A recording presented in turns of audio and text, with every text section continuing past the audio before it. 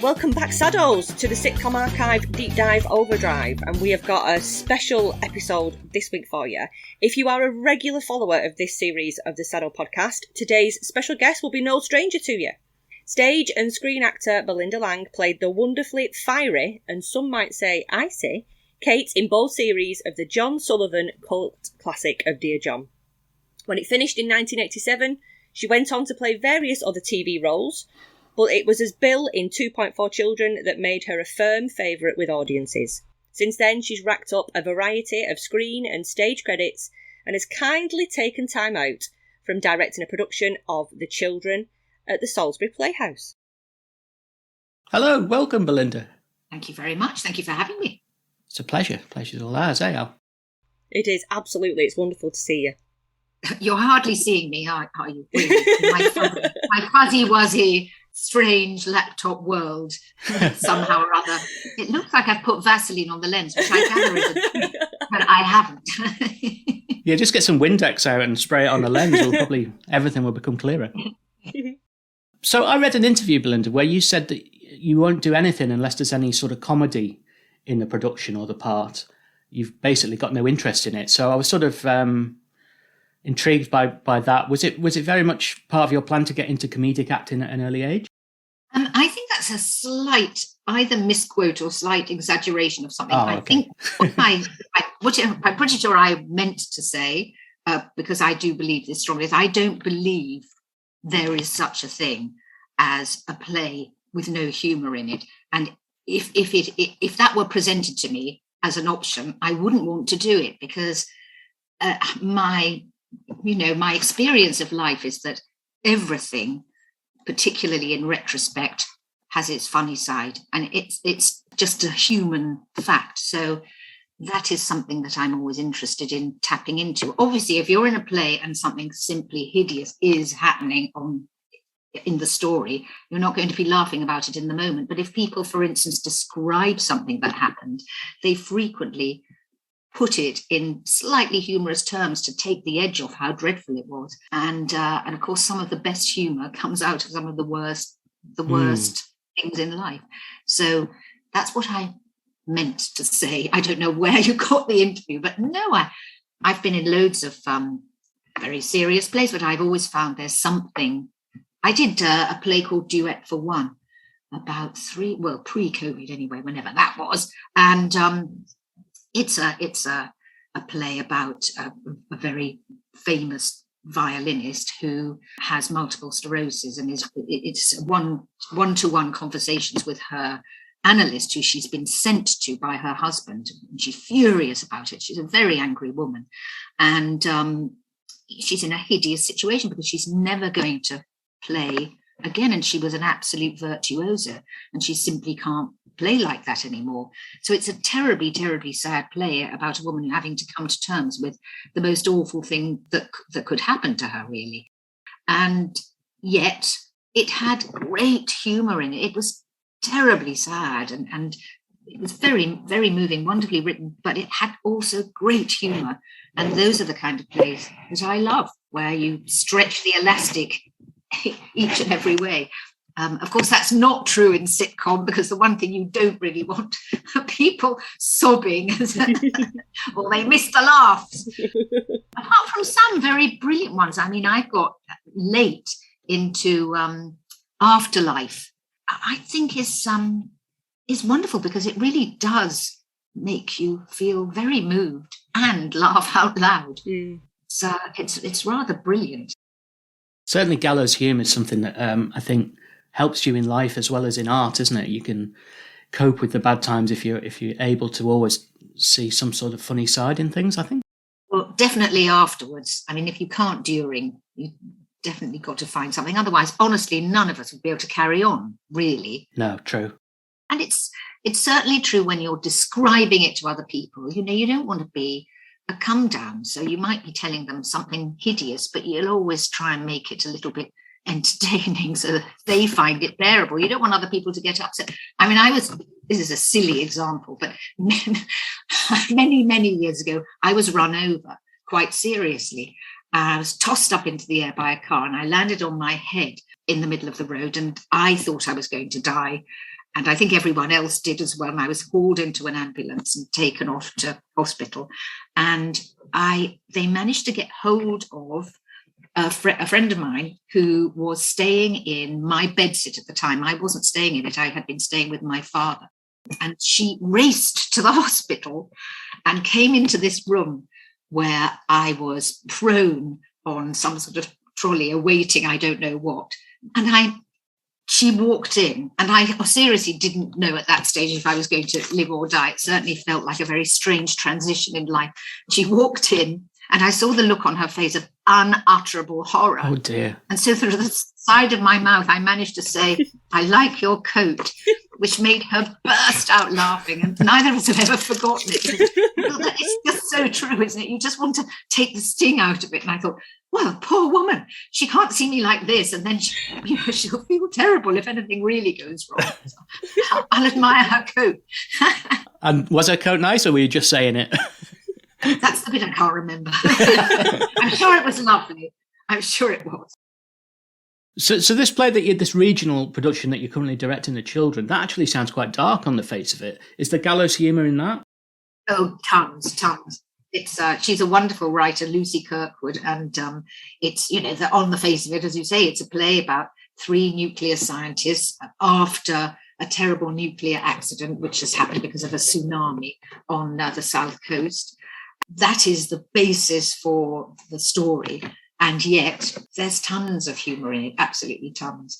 The sentences are brilliantly spun, so that you can, and people say ridiculously, not sort of domestic things in the middle of talking about huge issues, which is what we do. So I love the play. It doesn't pull its punches about certain things, and it's very moving as well. I don't like leaving plays feeling depressed. I have limits to how much misery I want inflicted on me, I have to admit. I'm trying to think. Most, well-directed plays, whatever their nature, whatever they're about, do make you see if not the laughter, then the humanity of people. And that actually always makes me smile, because people are often at their best in terrible situations. I mean, look at the world for the past 3 years. A lot of people have behaved marvelously. I'm sure there are a lot who haven't, but I've seen great behaviour. And, when you're hearing about all this hideousness of the war, and you hear people's bravery and their humour within it, and all sorts of extraordinary things, human beings can be rather magnificent. They can also be ghastly, but I like the magnificent side of human beings, and I think it inspires us to be better. And I think people being funny, it inspires us to be light when we can be, because I think it's important to spread some cheer and lightness where we can. Well, I was going to leave this towards the end, but you're actually no stranger to podcasts yourself in terms of being involved in one, because you're the narrator of a sitcom podcast called Wooden Overcoats, aren't you? I'm a mouse. Yes, I am, which has been a sort of extraordinary little... that came out. I did an episode of a sitcom called Citizen Khan, and there was a young sort of an internee man on it who had come to learn about making sitcoms. And I always, because I suppose my daughters had to go through being an intern more than once, I found myself talking to him and saying, what do you think you're going to do with this knowledge when you have it? And he said, I want to do this and that and the other. And I gave him my email address. I said, well, if you ever need any help, let me know. A while later, he emailed me and said, we're trying to make a sitcom. Could you, nobody's getting any money, but would you turn up? And it was at they'd managed to get, I think for nothing or for very little, the studio at the Institute for the Blind in Brixton, where, funnily enough, I used to do years ago, I used to do information broadcasts for them about, don't go down Seymour Road without watching out because there's a thing on the middle of the road. Right. It used to be my little charity offering to the world. So I knew this studio, and off I went, and we made, I think they gave me the whole series at once to do on my own in the little booth, which was I got quite a sore throat by the end of the day. I bet, yeah. Oh, well, and they solemnly gave me a box of chocolates at the end of it, which was very sweet of them. And I thought no more about it until a year later. They said, this has gone rather well. Would you mind doing this again? Okay, so I trotted down and did it again. And I think it's lasted about 4 or 5 series and seems to be doing terribly well. They seem to be touring on it now as well, I believe, are they? They're so enterprising. I absolutely take my hat off to them, and they're such a lovely group of young men. They're so into it, and they're adorable. So good luck to them. Yeah, I've listened to a couple of episodes. I'm going to keep with it and get into it. I think it's a whole world that you need to really delve into, isn't it? I've never met any of the other characters because they always have me on my own doing the whole thing, which is misery. One of the leads is an actor called Andy Sitcom, who I was at drama school with, and I thought when they asked me, I thought, oh, that's lovely. I'll see Andy, but I've never seen him. Oh well. We're conscious that you quite understandably, you don't remember much about Dear John, with it being 37 years ago. Oh, do. Well, we can forgive that. It's a long time ago. I don't remember much from 1986. I remember getting the job. I do remember that. It was a very weird experience when I went to meet Ray Butt, who directed it, and John Sullivan. And I walked into the BBC in the days when there was a BBC, and knock on an office, come in, hello, chat. Yeah, well, you've got the job. And I left feeling rather annoyed. I'm thinking, this is outrageous. They can't offer me this on the basis of just me turning up and chatting to them for a little bit. I don't feel as if they've tested me out properly. I mean, this doesn't seem right. Of course, now I'd be delighted. Now you have to go through hoops to get the smallest part in anything. So I laugh now and I think of how annoyed I was by being offered a job on the spot. Do you think that was because they already had you very much in mind and it was written with you in mind and it was just a formality? Couldn't have been. I was so young and I hadn't really done anything apart from I'd been in a classic series. It was my first proper TV job called To Serve Them All My Days. My parents were actors, and to them, television, I mean, really at their era, it was a secondary thing, it was the theatre, and television was something you might do it or you might not, but it wasn't considered important. So I did this classic series, which, as I say, was successful in the States as well. And instead of thinking, right, well, that was a good thing to do, I'll now build on this, I promptly went into a tour of some nonsense. So, that was that. And then a year or two later, I was called in for Dear John, but I'd never done any comedy on TV. I mean, I had no idea. I honestly think in those days, there was just more. First of all, a director was allowed to cast without a bunch of executives coming in and saying, oh, no, we need to see this, this and this. And, things were more, casual's the wrong word, but there was more trust in you're making a program over to you, and people worked on their instincts.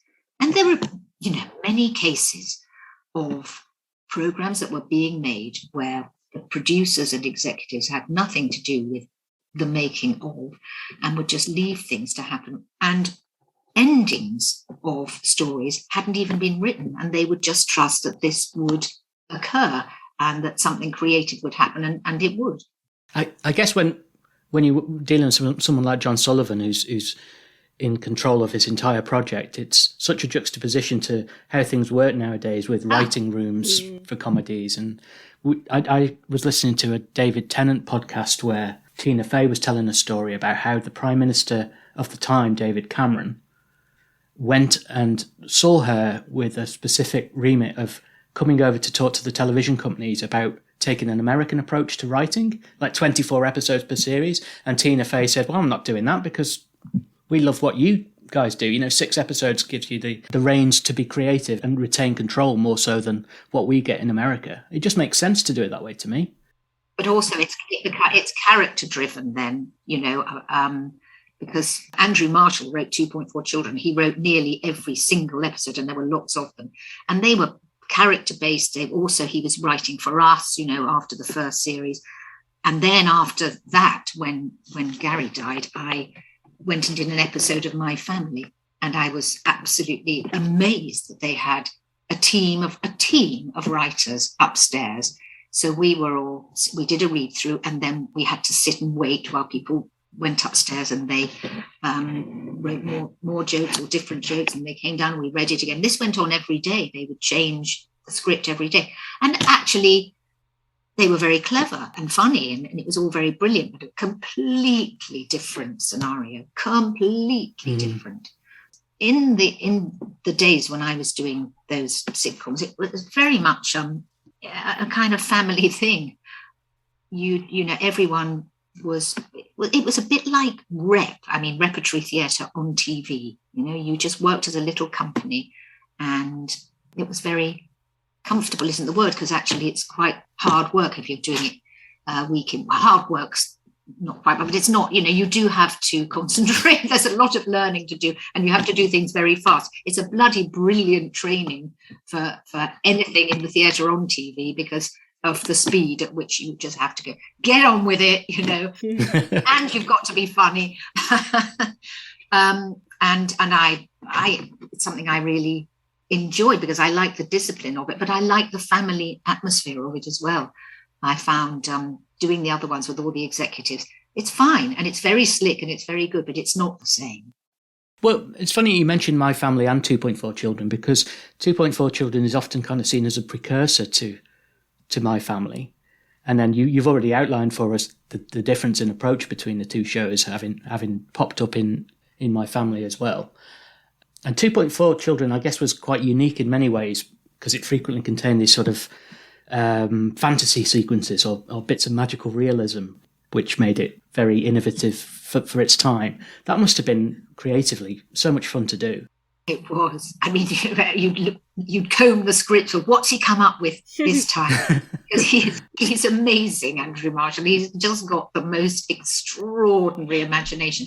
And of course, I was not as up on the TV of the day as other members of the cast.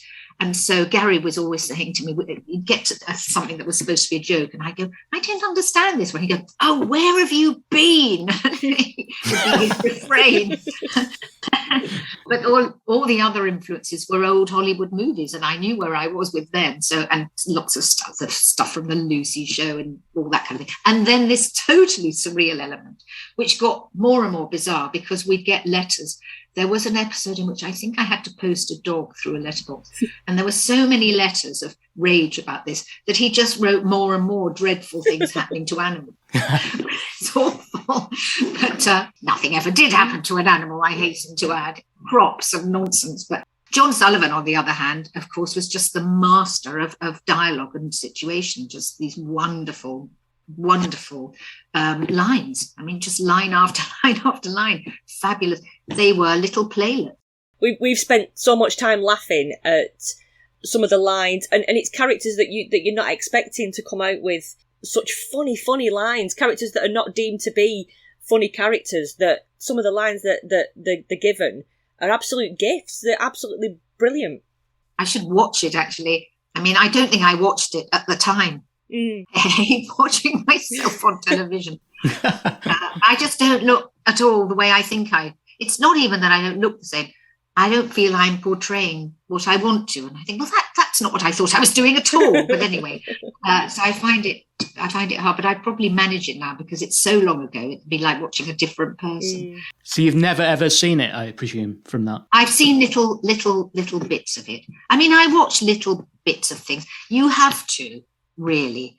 First of all, you have to watch what the other people are doing so that you can appreciate them and say, you're amazing or whatever, because that's important.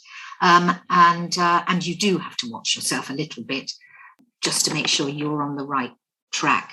Because there are, one has got one's habits, and you see them and think, oh God, I must stop doing that. I just done a ridiculous TV thing for BrickBox last year, and they sent me all the episodes. I thought, oh God, I don't think I can face this, because I'm playing an old lady. Was this the Sister Boniface mysteries? Yes. And I thought, oh God, I bet I'm so over the top, and I'll have to have a look.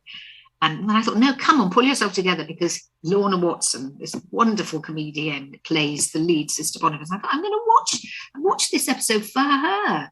And you have to, because I might be going back to do it again. I want to be able to appreciate what she's doing, never mind what I'm doing. So I did watch. I got a bit of a fright when I came on, but she was wonderful, so that was all right. No, I might have a look at the Dear Johns, because they were spectacularly well written, and I was talking about this the other day. I had to do an interview. Comedy was one of the topics, and I just do feel that comedy has changed so much, and there's so much comedy now that's based on scoring points of other people and being unpleasant about other people.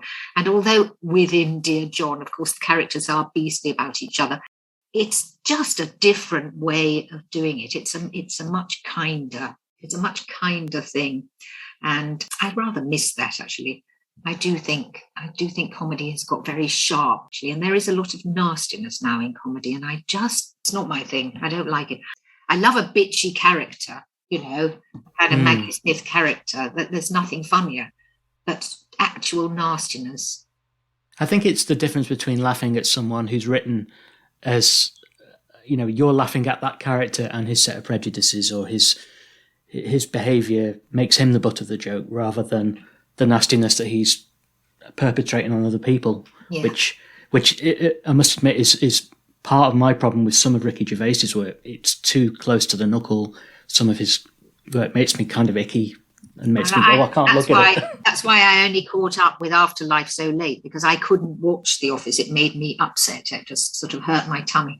But Afterlife, I think it's a much softer approach, and it's much kinder, and there's a lot of love in it. I think comedy has to have love in it.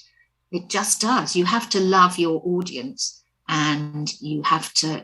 Yeah, it's a sort of little love capsule, really. Do you have a family, Louise? No, they couldn't. You spoke earlier about how you got the role of Kate. What was it like working under the team of John Sullivan and Ray Butt? And do you think that their approach has had any influence on the way that you think about directing and how you go about that work? Well, I only direct in the theatre, and it's very different. Of course, there's a time scale, and you never have enough time, but it's not the same as TV, which is, to the minute, especially with a situation comedy, that's to the minute. And so, there's a very technical element to working in TV. It was a very male atmosphere, actually. They were quite laddish in a way that we don't have so much now. I liked it. I mean, I just found it, it was a very new thing for me, a very new world to be in. And it was they wore it very lightly. They just got on with it. It's like, okay, come on, right, that line, this, stand there. It was very efficient, fun. And when I say laddish, I mean, it was that kind of humour. There was nothing soft or feminine about the atmosphere. It was just get on with it, but in a really fun way. Yeah, they were great. They just knew what they were doing. They knew how to do it. There was no doubt, really. As I say, they just got on with it. You mentioned laddish there, which leads me on nicely to the character of Kirk, who we have in the podcast. We have a love-hate relationship with Kirk. Peter Blake, however, who played Kirk, He was a handsome and charming man. Was it tough to act so repelled to him when you were playing Kate?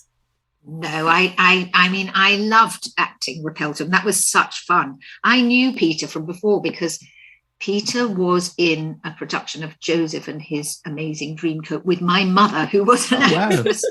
I knew him anyway, and he really was Jack the Lad in real life. But I had a tremendous soft spot for him because, you know, he was gloriously, he couldn't exist now. He wouldn't be allowed to exist.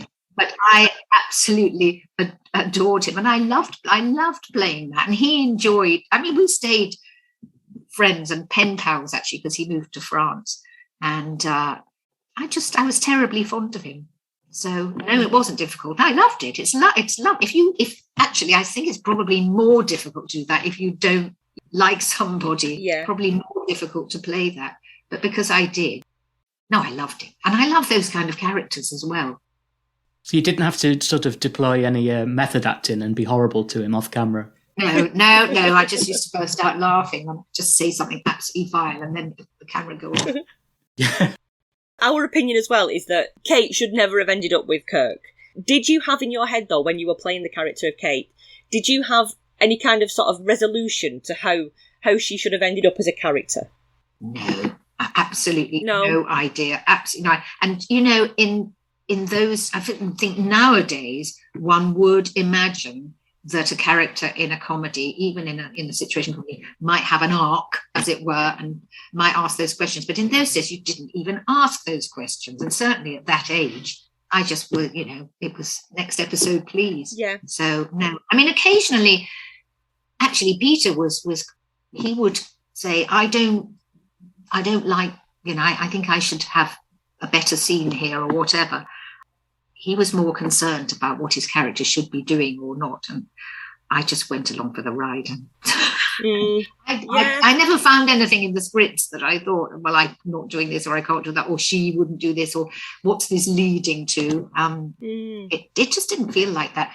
You know, when you're in the hands of Ray Butt and John Sullivan, you're just in safe hands. And in those days, of course, we didn't have the fear of a political backlash. You know, we didn't have Twitter or anything. So we could be tasteless. We could be, you know, you could do anything really. And we weren't questioning anything. We were just doing the script and trying to be funny. It's interesting you say that because I happened to watch, I don't know if you've ever come across the US version of Dear John that was made subsequent. No, I knew they were doing it. They're all on YouTube, and I happened to watch one yesterday. Just, you know, had some spare time and I just put one on. And it was, I've not told you this, Al, but it was the episode where Sylvia reveals she had a cross-dressing husband. Yep. And she comes in and she says this, and John, who's played by Judd Hirsch in the American version, he isn't at the one-to-one club that night because he had some other event. The way it turns out is that John bumps into Sylvia's ex-husband in drag and starts a relationship with him. I mean, we talk about the hashtag different times on our podcast, that things you wouldn't get away with these days. And it was far worse on this US version. The amount of really quite close to the bone comments about, you know, quite transphobic things as they would be known these days, and rightly so, that were said. I'm not sure if John Sullivan worked on this particular script on the American remake. John Sullivan's scripts for the original just about walked that fine line, even allowing for the 35-year difference. So it's interesting. Yeah. It is interesting. It really is. I mean, Kirk as a character, so un-PC, isn't he? I mean, I don't think you couldn't write that character now. Rumour has it as well that Dear John might have continued for a third series had Ralph Bates not fallen ill. Is there any truth in that, do you know? And any idea where John Sullivan might have taken the story? I honestly don't know. And I'm not sure. I think they went off on tour. They tried to get me to go off on a tour, theatre tour, which I didn't want to do because I don't think the two things are compatible. I don't like sitcom on stage. I don't know the answer to that. It always did seem a mystery to me that there were only ever two series. And I'm sure I, at one point, knew the answer, but I can't remember what it is. I was very good friends with Ralph Bates and his lovely wife, Virginia. And I used to stay with them. They were very kind to me. And they had lived in, well, she still does live in a lovely house in West London. And they used to have me over and feed me and look after me. And it was a very, very nice time. And I carried on doing that for a while. So I'm not sure if it was to do with him getting ill. Honestly, I don't know the answer. It sounds like you made a lot of friends on the set of Dear John. You've mentioned Ralph Bates and Peter Blake. Was it that the general feeling when you were making the TV series? Yeah, we were. I mean, it was as I say, it was like 2.4, a little family of people working together. You know, and if it had gone on longer, I'm sure we'd have all got even closer. You know, sadly, a number of them are not with us anymore. It seems inconceivable now when you talk about it. And just think, goodness, Ralph Bates, I still can't believe he's not there somewhere. I still, sometimes go past his house and think, so odd that he's not in there. Because I'd been a great fan of his from all he was rather a darkly handsome Hammer horror star. Mm. And I think this was quite a departure for him, doing this comedy. We used to talk about comedy and how you do situation comedy and stuff quite a lot. He was wonderful in it, and he was such a delightful man, charming, really gentle soul. Liked him tremendously, and I'm sure I haven't seen his son for years. I'm sure he's turned out to be a chip off the old block. He surprised us with the memories he had. I mean, he was telling us how his mum and dad ended up holding sort of the wrap parties that turned into light entertainment extravaganzas. Oh, they were those parties. I mean, amazing. Well, there were two of them, and they were incredible because they had what seemed to me then, maybe it still would, an enormous living room with black and white parquet tiled floor. And she had a shop, Virginia, in Holland Park. This wonderful, it was called Virginia's. And it was full of the most incredible, what do we call it now? Not quite antiques, but they were sort of bric-a-brac, but posh. Wonderful Victorian clothes and bits of furniture. She had a marvellous eye, and she used to get up at 4:00 every morning and go off and hunt for all these things. Retro, way ahead of its time. And it was probably the only shop in London that really did that. So people used to come for miles. And her home was a reflection of this great taste that she still has.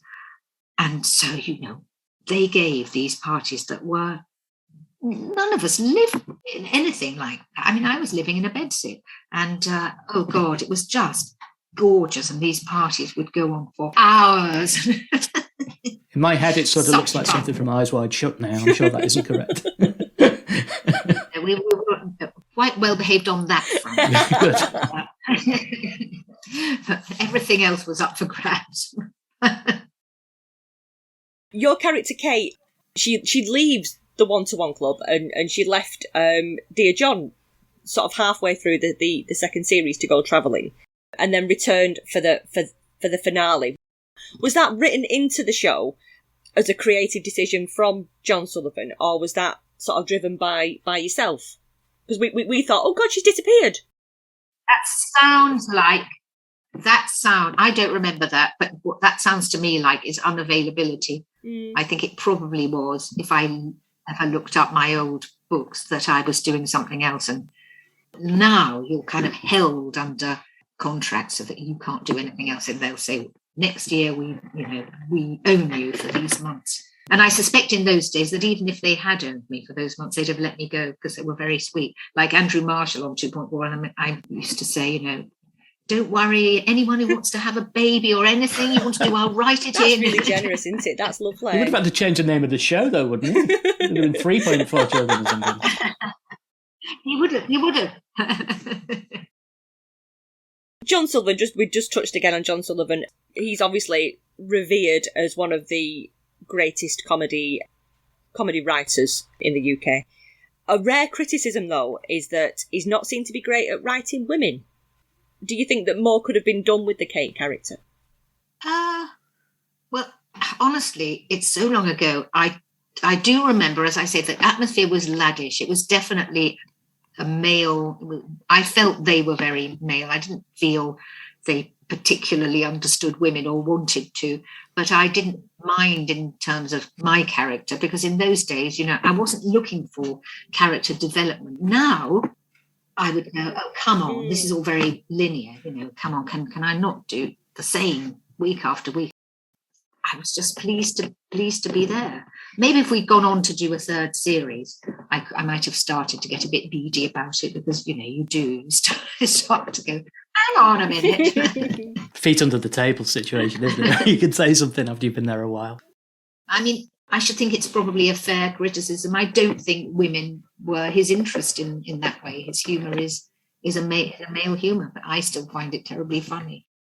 It's quite amusing that none of the characters, well, Kate and Louise don't have surnames, and Mrs. Arnott and Mrs. Lemensky don't have first names. So it's like they're half-drawn characters. Yeah, well, that's quite telling, isn't it? I hadn't thought of that. Yeah. No, I mean, I certainly was not playing a rounded character, and neither did I work on it as if it were a rounded character. And maybe that's a terrible flaw, but it honestly, now it would occur to me. In fact, not many years later, it would occur to me. But at that time, I just wasn't thinking like that.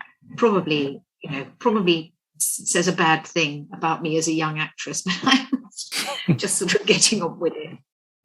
Just happy to be there. I'm guessing we sort of described it as a classic, a John Sullivan classic, and then sort of stopped ourselves and said it's more of a cult classic, isn't it? It's not a show that everybody knows.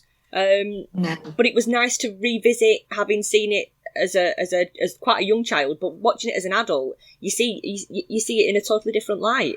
Yeah. And it's just as interesting. There's so much to sort of dig into. Whoever's watching it, I think.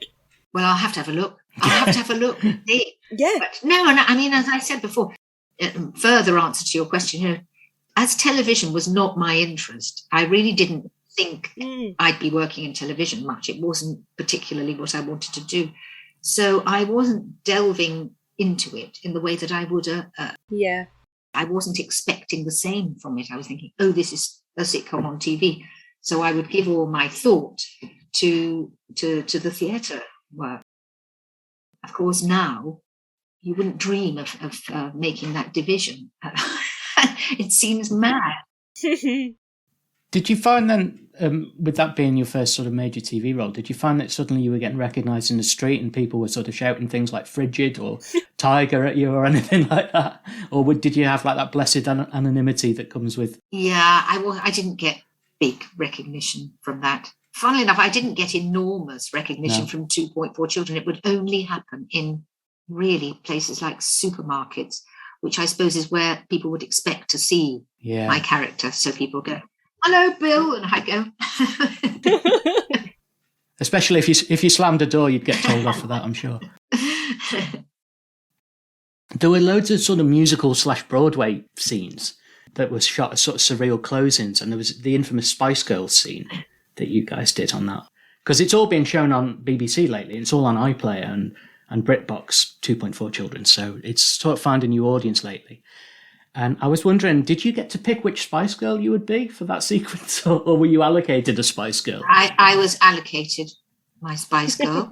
Were you happy with your select, with who you were allocated? God, I don't remember. I mean, honestly, I think you were Victoria. Oh, well, in that case, yes, very happy. Yes, I think I was allocated because physically I probably most resembled her in terms of being skinny and having the right haircut. What about the sort of wacky opening sequences in the latter series? There was that, I think, series 6, there was like a not Morris dancing, more like river dance type sequence. Yeah, well, that was me. Oh, okay. That came about by accident because they decided they wanted to do a groovier start to the program, more American style. So they said, we're going to come into this studio and we're going to have this white background, which we can, I don't know, it's sort of magic. don't ask me, some technical magicness and we would come on and go, hi to camera or whatever it was.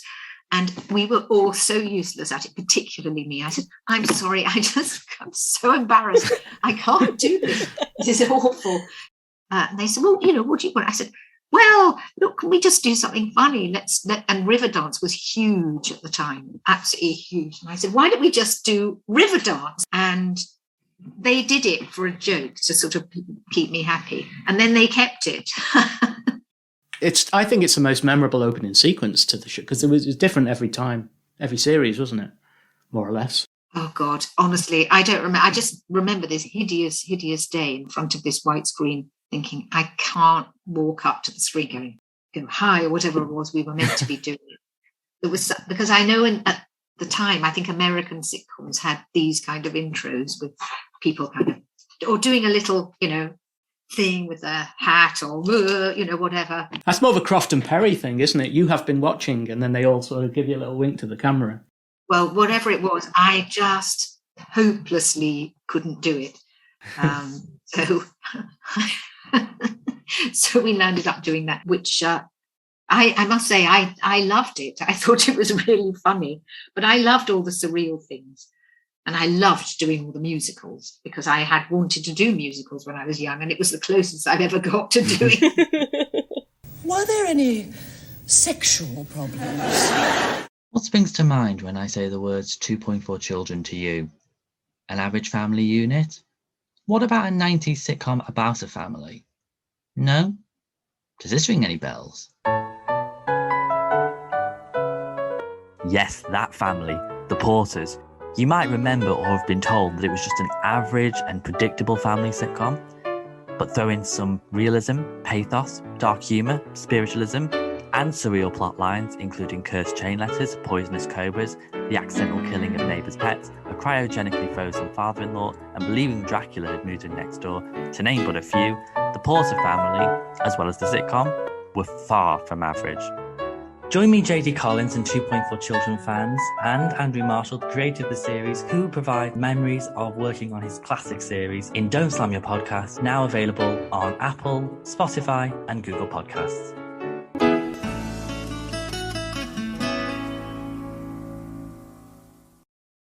What about working with Liz Smith, who was both your mother and your auntie? She played her own twin sister, didn't she, in the show? She did. She was great.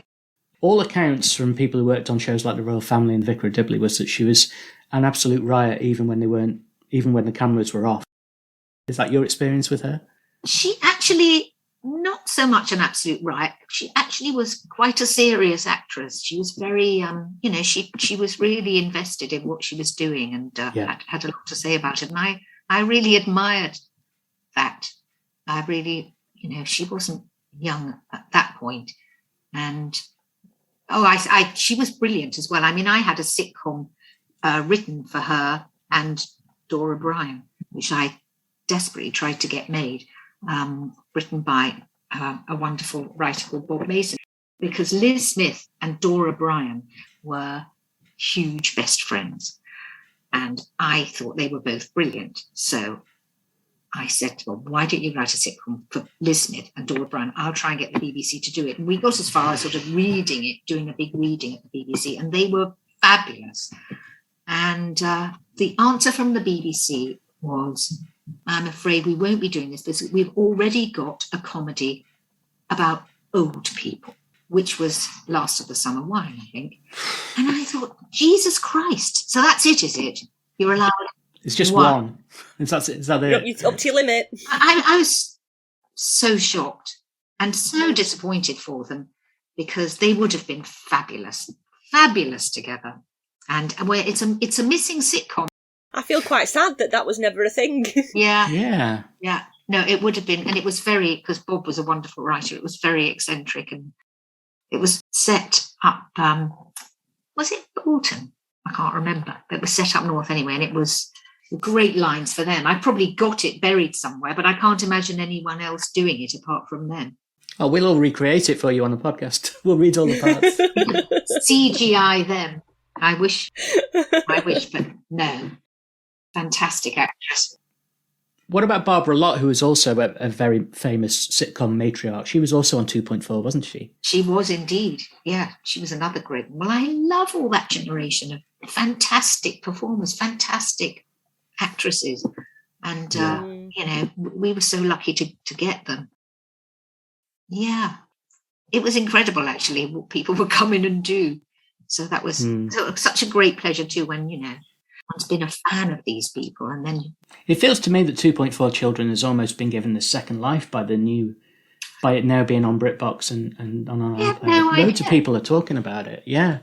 You've now solved a mystery for me, because a friend of mine said to me a few days ago, I had nothing better to do, and I landed up watching an episode of your old sitcom 2.4, which I'd never seen. And weren't we young? She said, we were so young. And I thought, oh, great. But I thought, why and where is she watching this? So, and it's quite interesting, because the reason they never got made into, it was very difficult to get it repeated or made onto DVD because of the rights for all the music. And Andrew used to say, I made a big mistake because it's so expensive to buy that nobody's going to do it. So it never really got much of a showing. What a That's shame. really interesting. I mean, at least it's come full circle now. There's also a podcast that's dedicated to 2.4 Children, which is quite popular. Wow. You may have heard of it. It's called Don't Slam Your Podcast. Really? He's had John Pickard on there and Andrew Marshall and you have to forgive me. What was the name of the lady who played Rona in 2.4? Julia Hills. Julia Hills, of course, yeah. Yeah, he does what we do with every series with a different sitcom. Obviously, with 2.4 Children, there's 8 series worth, so it keeps him busy sort of forever, I think. Well, if you can get Gary on, I'll be very pleased. Yeah, that would be a hell of an accomplishment. It would be a coup. Talking to Gary, when we were doing The Good Life in our first series, we came across a little snippet of information that Richard Bryars was a world-class swearer, and that he could, particularly in a theatre backstage, he would outswear anybody in a competition, Brian Blessed and people like that. And rumour has it that Gary Olsen was quite similar, and that he was a prolific swearer. Is that something that you remember as part of his genetic makeup or personality? I don't remember that at all. Maybe I swear as well. I don't remember that at all. Maybe he was. Maybe he reined it in around you. No, he wouldn't have done, believe you me. I was the butt of most of his jokes. No, I don't. I honestly don't remember that. I must ask Julia. No, maybe he was. No recall of him swearing. Have you got a favourite sort of memory of working with Gary? I mean, there's so much to pick from, I guess. I have a very poignant memory of working with him, of us doing what turned into the last ever episode, though none of us knew it was going to be, because Gary and I both had stomach upsets during the last few episodes that we ever did, and mine turned out to be salmonella, and his turned out to be pancreatic cancer, but of course, who knew at the time? Nobody. And Gary had always wanted to have. There were these BBC 4 films that were being made at the time. And he always wanted to get into his contract that he would do another series of 2.4 if he could do one of these, meaty parts in something. And they would go, well, look, don't be funny. We're not linked to that department. So no. But he never felt that he was fully extending his range, and that, I think he felt he was being slightly boxed in with the comedy. And he never really appreciated how brilliant he was. I mean, he was a brilliant comedian, and had the most wonderful presence. And so he had an ambivalent attitude to doing the sitcom, because it really wasn't going to be the pinnacle of everything he thought he'd achieve. And then when we were doing this last episode, and he was still not feeling very well, and we were sitting I think there was a blackout in it, and we were sitting in candlelight, and the characters all reminisce about everything that's happened to them. And I remember him saying, "Blimey, this feels like a sort of weird ending, doesn't it?" And I thought at the time it actually does. There was something about it that felt superstitiously wrong. And then, God, lo and behold, not long after, he rang and said, "I'm afraid to say, I've been diagnosed with pancreatic cancer." And he was still talking about being able to manage doing another series, and that he would just somehow or other, Andrew would somehow or other write another series in which he could be thinner, in which he would actually, there was, the discussion was going to be that he'd be ill in bed for the series. And Gary had, I missed out the sort of crucial bit of doing this last episode, was that Gary said, I really love doing this series and I really do want to do it again. And he'd suddenly sort of he'd had 2 children of his own. He'd suddenly sort of landed in the centre of himself and thought, this is good. I'm fine. This is fine. And of course, died not but that long after. And I've never forgotten that, because it seems such a life lesson somehow to try and be happy with what you've got when you've got it. It's difficult. It's a hard one. True. But we were actually thinking of doing a series with him in bed. Extraordinary now, if you think about it. Wow. I know. Yeah. I'm sure Andrew Marshall would have managed it somehow as well. He was determined to manage it if Gary wanted to do it, because, Yeah. Gary did want to do it.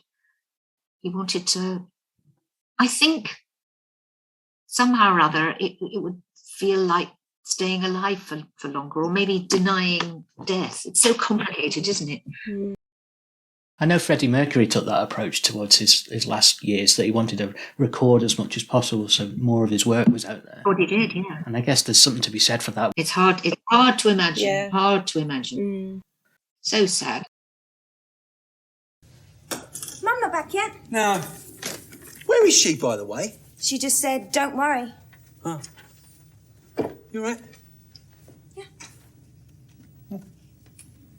I just wondered if she'd be back by now. I wanted to check something with her. Oh. I have to ring back this evening to say I'm still interested, but I'm sure she'll think the same as me. Yeah. I can't keep it to myself much longer anyway. It's so great! What? Dad, I've got a job! It would be remiss of us not to mention Second Thoughts, which was another sitcom you had a major role in as Liza, alongside Linda Bellingham and James Bolam. Another charming character. Yeah. If memory serves, you were quite posh and appear in one episode in a leather catsuit in that show. Highly likely. Was that a fun show to do? I had amazing costumes in that. It was all about the costumes as far as I was concerned. And lots of shoulder pads. It was that era. I think you were dressed as an Emma Peel lookalike in this particular one that we saw a clip of. From Posh Spice to Emma Peel, or the other way round. Hilarious. I'd love to have been Emma Peel, so that would have appealed to me. That would have been a fantasy. No, that series was written by Jan Etherington and Gavin Petrie, and they are also wonderful writers. And Jan writes a series that's on the radio called Conversations from a Marriage, which is absolutely wonderful radio series. They're great. I mean, they make it look so easy. They're just, honestly, they can make anything funny. This Conversations from a Marriage, that's all it is, just conversations between a married couple. And it's brilliant, brilliant. What about you appeared in one episode of Rosemary and Thyme, because we're fans of Felicity Kendall, obviously, from Deep Diving the Good Life. Was that a fun episode to be involved with? Well, that was great fun, because that was written by Clive Exton. Felicity Kendall had another job, so he had to kind of semi-replace her character for a fellow detective. So he wrote it for me. Oh, wow. He said, I've written you do? I've written you down. I was thrilled. So I said, yeah, of course, I'd love to do it. And that was that. So Felicity Kendall, I think she appeared at the beginning and then fell off something. That's right, yeah. She fell off some scaffolding. Yeah. Which was her excuse for not being there. And then maybe she turned up at the end again. I can't remember. But I took over her duties as a... Brilliant. And it was great fun, yeah. You're a brave girl, aren't you? No, I don't think so. Oh, I'm sure you are. Listen, I need a favour. You know that commentary I do on the roof? No. I did it last week. Of course, you weren't here last week, were you? Anyway, now they want me to do it every week. I go up to the top of that scaffolding by the house with a camera and do a resume of all the work we've done. Right. Well, I only found out when I did it I've got acrophobia. You're afraid of heights. Will you do it for me? Is there any sort of classic sitcom character in history that you wish you could have played if you could? I know theatre's mainly your thing, but is there one? Have you ever hankered to play Sybil Fawlty, for example, or any particular character that you thought you'd like to have had a stab at? I've never thought about it. Never thought about it. I couldn't answer you off the top of my head because it just hasn't. No. Well, I'll think about it now. I'll start getting rabidly envious, going, why actually me? You can email us later. It's fine. I could never have played Sybil Fawlty. That is such a brilliant performance. How she came up with that, God alone knows. It's a piece of total genius. And of course, it wasn't even as it was written, because John Cleese and Connie Booth wrote a quite different part than the one Prunella Scales ended up giving. So I gather. She made it her own. Yeah, an amazing performance, really. Absolutely amazing. Wonderful, wonderful. A character you couldn't make it up. You know, you couldn't have written that character. She'd have to have come to it herself because there's a lot of subtlety involved in it. No, I heard a fantastic interview about the making of it in which they said precisely that. They'd been a bit worried about her as well, thinking, oh, I'm not sure this is going to work. And of course, she's totally brilliant. Yeah. Well, I've prepared a Kate or not Kate quiz where I have some lines which may or may not have been Kate. I'll tell you the way I've structured this. Kate as a character, not that you are expected to remember much about this from so many years ago. She was sort of the master of very acerbic lines and put-downs, generally directed at Kirk St. Moritz. She has a lot of brilliant John Sullivan written lines, and I've mixed up these quotes with some from famous movies and things. So you can guess whether it was Kate or whether it perhaps wasn't Kate. Does that sound okay? Yeah, these are going to be lines I wish I'd said. So. Okay, I'll start with this one for you. You foul, loathsome, evil little cockroach. I don't think I said that. You're correct. That was Hermione Granger in Harry Potter. So well done. It sounds very Kate, though. It sounds very Kate-like. It does sound very Kate-like, actually. Too many syllables. Okay, here's another one for you. You are a seedy, pathetic little person who has about as much appeal to me as an ear infection. I said that. You did say that. Well done. See, you're better than you thought. Another one for you. They made a book about his exploits behind the Iron Curtain. It's called Tinker, Tailor, Soldier, Dickhead. Didn't say it.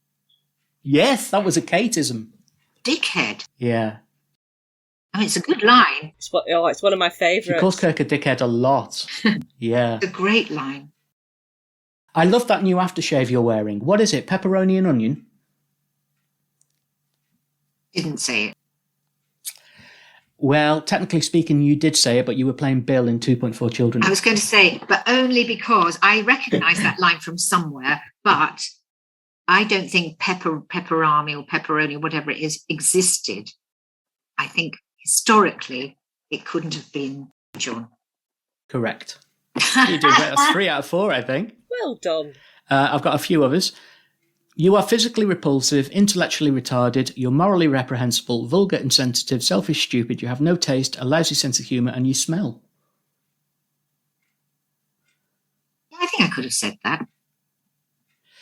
I think this is one that you wish you'd said, because this was Cher in Witches of Eastwick to Jack Nicholson. Yeah. Great. Great line. You smell was not quite Kate.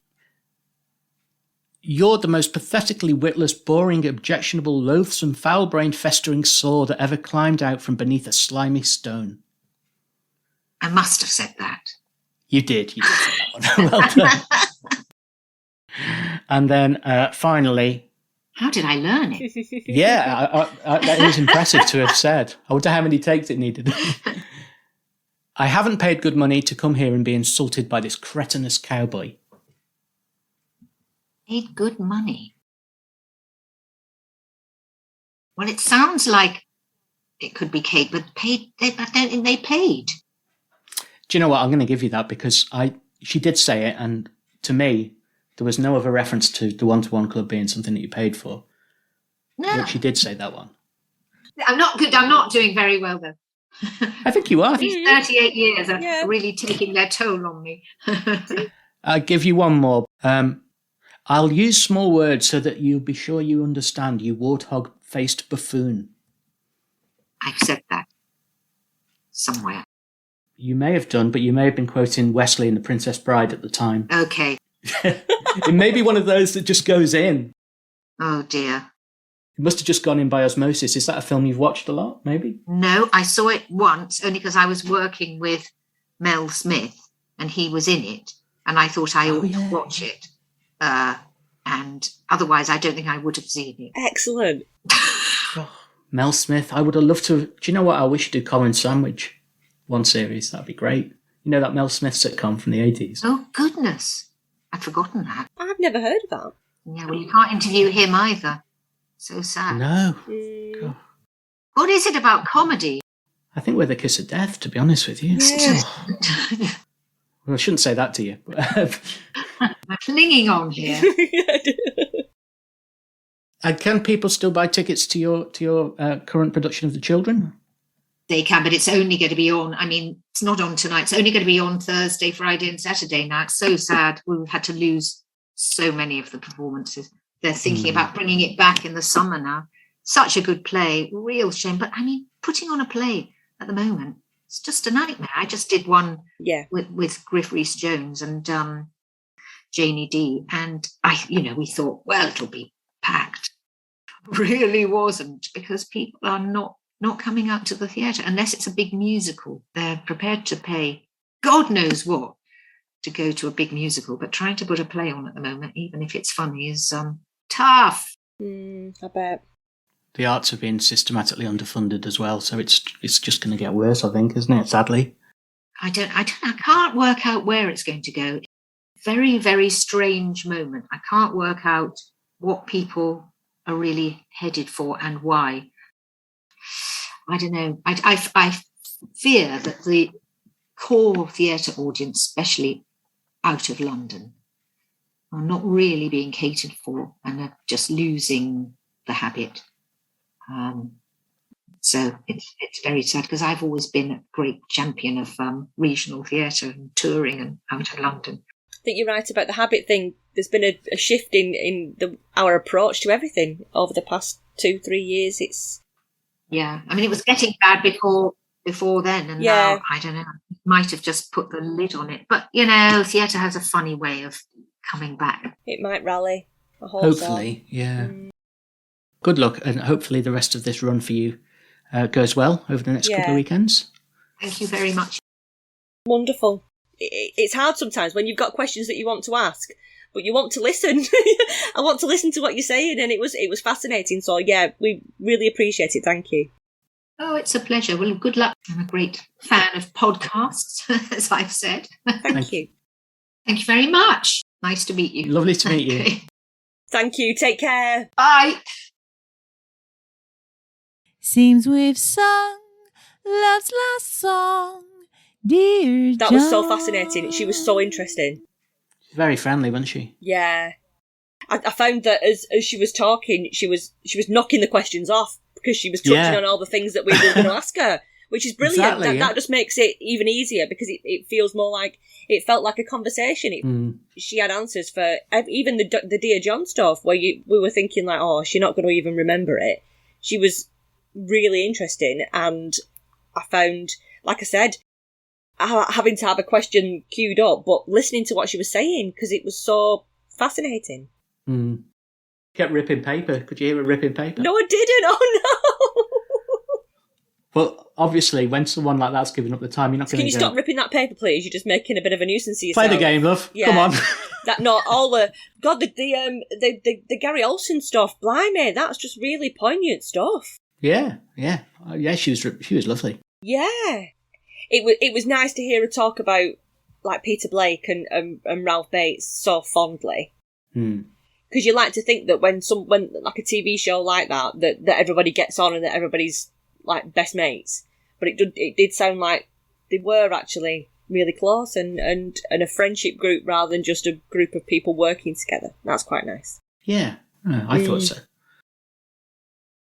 So next week's episode, Al, is the Christmas special. Join us next week for Series 2, Episode 7, Kate Returns. Oh, it's bittersweet. I'm looking forward to it, but I don't want it to finish. I was waiting for you to steal my thunder. And go, today. Yeah, because I thought you were going to steal my thunder, so I had one lined up. Oh, did you? Well, I'll steal it for you. Hang on, I'll do it again, and then you can sweep in with your new creation. Okay, you ready? All right. I'll steal it. I forgot what it is.